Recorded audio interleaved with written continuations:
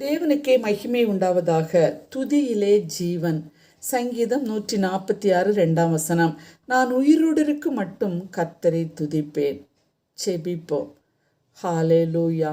மேலே வானத்திலும் கீழே பூமியிலும் பூமியின் சகல அதிகாரமும் வைத்திருக்கிற எங்கள் பரலோகத்தின் நல்ல தகப்பனே, ஒவ்வொரு நாளும் நாங்கள் உயிரோடு இருப்பது உம்முடைய கிருபை அப்பா. உங்கள் கிருபையை நினைத்து நினைத்து உம்மை துதித்து உம்மை பாடி உம்மை ஆராதிக்க நீர் எங்களுக்கு உதவி செய்வீராக.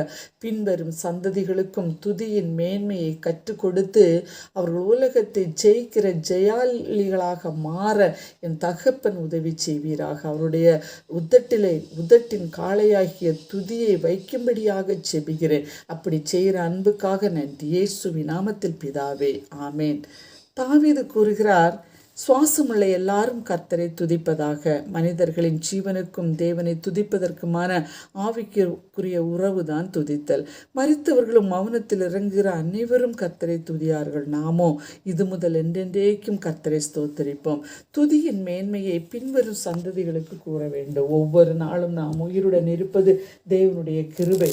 அவர் தந்த ஒவ்வொரு நன்மைகளுக்காகவும் துதிக்க சொல்லிக் கொடுக்க வேண்டும். ஏனெனில் அவருக்குள் நாம் பிழைக்கிறோம், அசைகிறோம், இருக்கிறோம். இந்த உண்மையை நமது பிள்ளைகள் அறிந்து கொண்டு சின்ன சாமுவேலை போல தேவ சத்தம் கேட்பவர்களாக மாற கற்பிக்க வேண்டும்.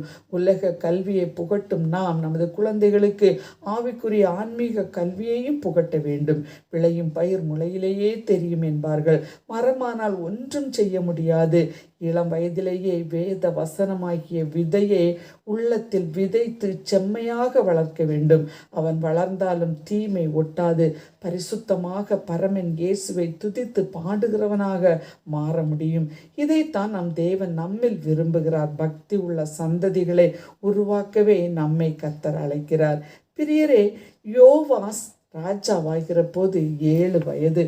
அவன் தந்தை அகசியா மரித்தபின் அவன் மகன் யோவா சிறு வயதிலேயே ராஜாவாக அபிஷேகம் பண்ணப்படுகிறார். 6 வருஷம் பள்ளி அறையில் ஒளித்து வைத்து வளர்க்கப்பட்டவன் கர்த்தருக்குள் வளர்ந்தபடியினால் ஞானவானாக காணப்பட்டான். ராஜாவாக உயர்த்தப்பட்டான். ஆலயத்தை சீரமைக்கும் பணியில் ஈடுபட்டான்.